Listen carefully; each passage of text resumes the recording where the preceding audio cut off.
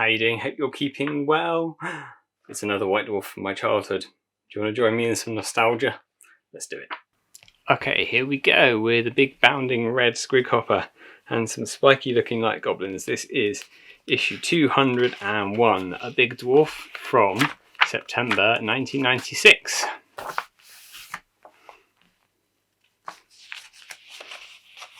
Jake Thornton at the helm. Lovely visual contents page here. Some new releases.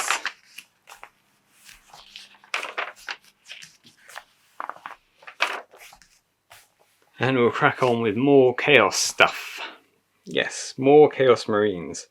Or more evil Space Marines if you prefer, if you don't think they're particularly chaotic, which I think you might be right. They're definitely spiky, horny Chaos Marines, not in that way, but not necessarily extremely chaotic. And I think I said this in the comments of the last video. Just going to adjust that slightly. There we go. I think I said in the comments of the last video that I think what they were doing here was trying to give you a benchmark. They were trying to give you a base model that you could then take and use Putty to convert it. That's why there were modelling articles. That's why a lot of these showcases here, not actually this one, but a lot of the previous ones had little asterisks next to them showing conversions. They were trying to encourage people to buy these models and then convert them, but I don't know how many people actually did, or whether they just painted up what they've got. And yes, a new edition of Warhammer is coming out. 5th edition is coming out at this point, which was the first edition that I actually bought. The first edition that I had was a copy of 3rd edition that was given to me. I never had 4th edition, although I used to play the little Get You Started guide from the toy shops. But 5th edition was the first core set that I actually bought. And obviously here they are, showing pages from the army pages, showing off the Bretonnians and the Lizardmen that didn't get any attention at all in 4th edition. The Bretonnians were still a loose collection of ex-feudal figures from the Perrys, and the Lizardmen were a tiny little subset of the Slan that had been completely axed at the end of 3rd edition, so it did not show up in 4th at all, now as a signature race in the big box. And I always found it a little bit jarring that the Bretonnians and the Lizardmen should appear together, because the Lizardmen are obviously quite jungly and the Bretonnians are very French. But I guess that was so that people had a choice of what style army they wanted to collect. You bought the set and your mates bought the set, and then you swapped armies. Or if you had one that you particularly liked, you'd still buy the box set to have that army, rather than not buying the box set at all because you didn't like either of the armies. So maybe two quite different races was a good idea. Here are Space Marine bikes, the plastic Space Marine bike that was a staple for a very long time, and the bike squadron with the various special weapons and the sergeant on it.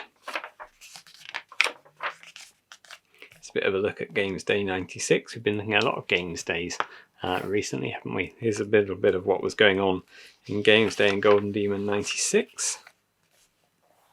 Were you there? Did you win anything? And here's Orion the King in the Wood. Another piece of art that had a stunning Mark Gibbons piece of artwork, and then not such a brilliant translation of it into 3 dimensions, but it's a nice enough model. I'm currently watching one on eBay actually that doesn't have a head. These big horns don't do anything for me, but I've got another alternative head in mind that I would quite like to put on top, so I may pick one up if he goes cheaply enough. But yes, here's the rules for running Orion King in the Woods. Interestingly, he has a pack of baying hounds. You can see them very clearly. These kind of deerhound looking dogs. You can see them in the picture. Part of the rules. I don't think they ever made hunting dogs to go with Orion. They certainly weren't part of the box that he came in. and I don't know that they were released separately, so maybe that was a bit of a missed opportunity, or perhaps nobody ran with them anyway. Here's Ian Pickstock, using up all of those bits of polystyrene packaging from the box that you've got your Orion in, or your Dreadnought in this case, and the blister packs, turning them into bunkers, and some good ideas for how to cut and rearrange these very standard 2 small 1 large pocket trays that everything came in at that time, so that they don't just look like those boxes, how to cut them around and make ruins out of them. Excellent reuse of packaging. This is a good recipe for textured paint. Obviously the sand and PVA is a good staple, and you know how much I like filler.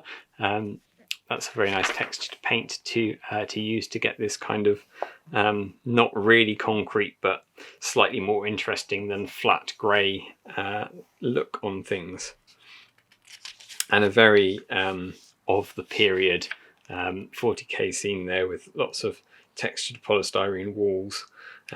A bland colour, not much in the way of weathering and extra detail going on here, but it shows off the figures quite well. There's a little bit of melted edges and things around here, but they haven't gone to town with staining and adding too much detail, but it fades into the background and it shows the figures off, so it does its job. And here's how you can do similar things with walls for Warhammer, and again these very of the period flat walls with the occasional block raised cut out of cardboard stuck on the top. We've had a look previously at fast cavalry.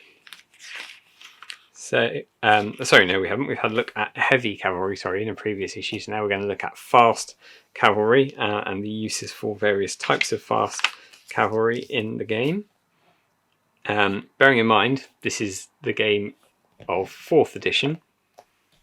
We don't know what they're going to be like in 5th edition, but you can bet that this is mainly a tactics discussion. They will know what's coming in 5th at this point, and maybe fast cavalry would be a particularly prevalent thing in 5th.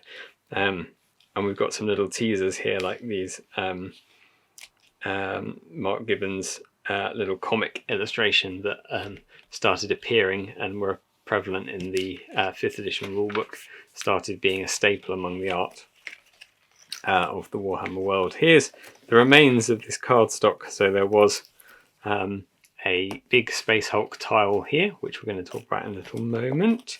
The data card for the Space Marine bike, not that I ever used it, and some War Gear cards in there. I don't know why I cut them out, really. Never used them, they just sat in a box. And here is Space Hulk using that gantry room piece, which is this one. There's a picture of it back at the beginning here somewhere. Isn't there? Thought there was. Oh yes, there. There you go. Nice gantry section for the middle of your Space Hulk table.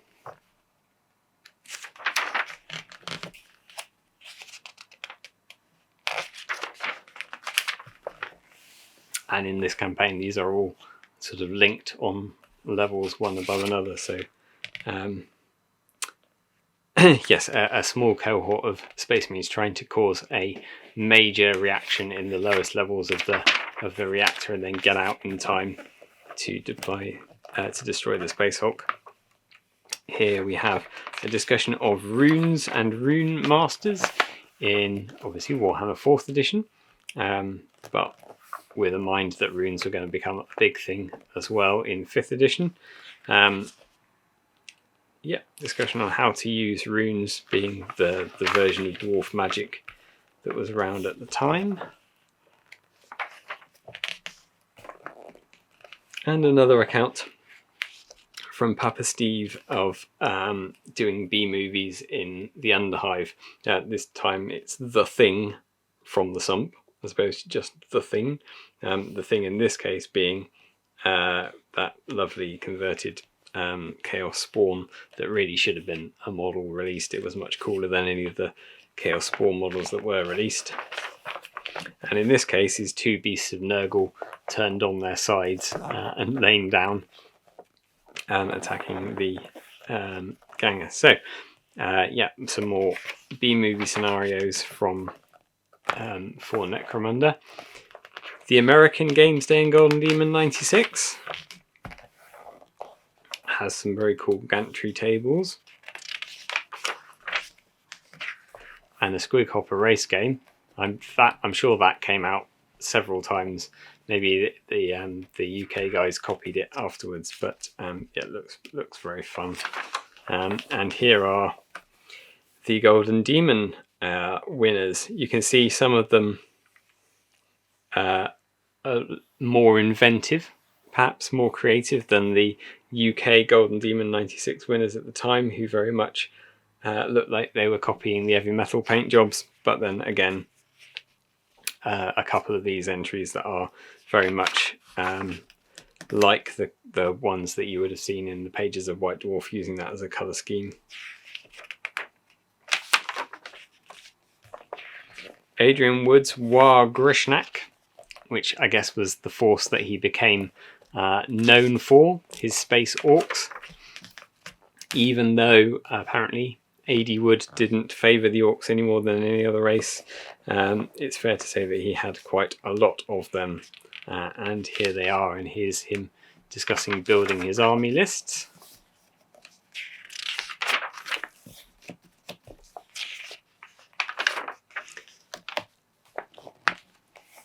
And we look at Nurgle for Warhammer Quest.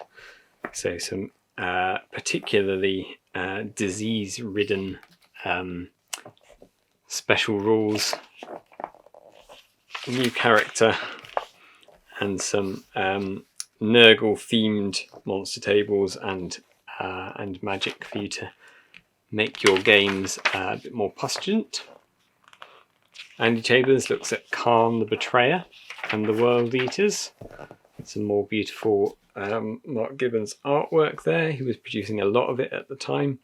Very atmospheric, very stunning. And we play through the White Dwarf battle from last month, from the anniversary issue. The White Dwarf trying to take on the Black Dwarf, while a brave company of dwarves on the valley floor below try and stop the Chaos Dwarves from advancing any further. Here is the large studio army Chaos Dwarf horde, which is mostly black orcs, goblins and hobgoblins, with a few Chaos Dwarfs and some bull centaurs on the side. Whilst here we have the bold dwarf defenders and the White Dwarf's own personal team. And this is, as you remember from last month rather, 2 battles simultaneously. So you've got the Valley Pass battle that's happening alongside the White Dwarf trying to fight his way up the mountainside and take on the Black Dwarf. And it's a very close fought battle. Considering how much of the last magazine was given over to this scenario, because it is quite long and complex, this is actually quite a short battle report. The White Dwarf's progress is in these blue boxes, and the rest of it is what's going on the valley floor. And it doesn't go too well for the dwarves. The White Dwarf does eventually make it, but he is massively delayed, and there's not much dwarf defense left by the time the Chaos Dwarves push through. One of the more interesting, I think, battle reports from the time. And then we've got some pages of Chaos Space Marines, Chaos Space Marines, Chaos Space Marines, Chaos Space Marines, and as part of that push to convert models, you've got this selection of metal Legion specific Chaos Space Marine pads and general Chaos Space Marine pads for customizing your models. Obviously ordered only from mail order. You can buy these in a shop,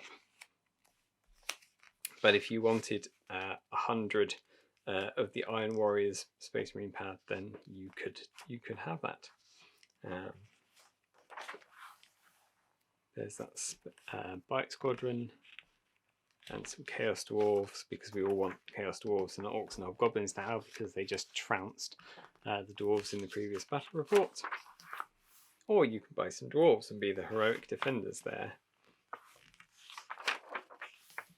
And Orion in his not as many parts as you might think. There we go. Right. I love this scene on the back of these Talon Desert Raiders. This is obviously has as it is like a lift that's elevated up, or this section of terrain has elevated up to give a doorway into a hillside. You can't quite tell from here. I haven't seen this bit of terrain anywhere else in a White Dwarf picture, but I would look out for it, because I really want to know what's going on, whether this is just like a flat piece of terrain and this whole thing is a lift that's come up, but then being able to see, you can see something in here, and there's obviously a hillside that comes up the back here. So is there a hillside on here and this is actually opening a gate? Who knows? All I know is that's definitely a toilet roll tube in the middle there, and these are definitely vibrant Tyranids making their way inside. So it's not going to go well for these guys, is it? Anyway, there we go. That is a brief look through White Dwarf 201. Hope you've enjoyed it. Join me next week for something else. Take care.